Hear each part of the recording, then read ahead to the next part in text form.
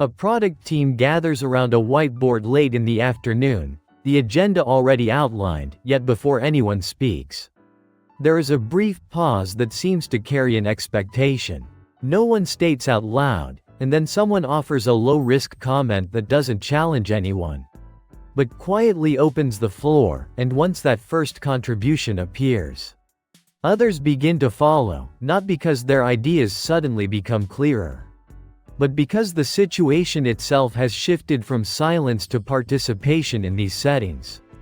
People rarely arrive with fully formed positions and instead rely on small cues like who speaks first, how direct their tone is, and whether their input is acknowledged, using these signals to estimate how risky it might be to speak.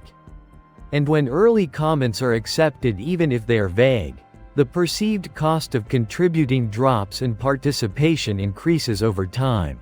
This creates a pattern where the group is not just exchanging ideas, but building a temporary boundary around what counts as acceptable input, so if the first few comments are cautious later, ones tend to stay within that same range, while a stronger opinion that is received without resistance can expand that boundary, leading individuals to adjust not to the topic itself but to the visible behavior of others beneath this.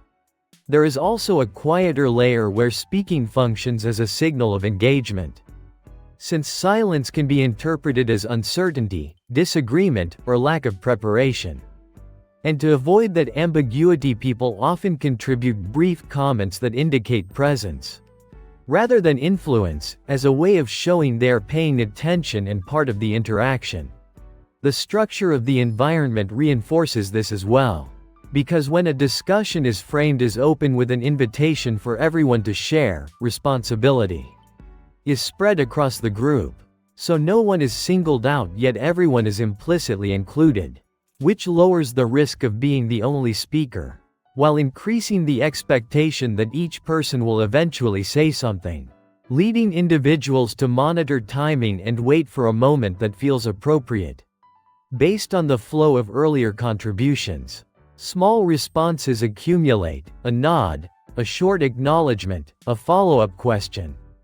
And these reactions reinforce the act of speaking itself, so that over repeated interactions, people learn that participation is noticed, even when the content is not deeply evaluated, gradually lowering the threshold for speaking. This does not always lead to more diverse ideas. Since individuals are adjusting to each other in real time, their contributions often begin to align in tone, length, and certainty. So what appears as increased participation can also reflect convergence. Some participants delay speaking, not because they lack an opinion, but because waiting allows them to observe and refine, avoiding repetition and positioning their input more effectively within the discussion, turning participation into a matter of timing rather than spontaneity across different situations.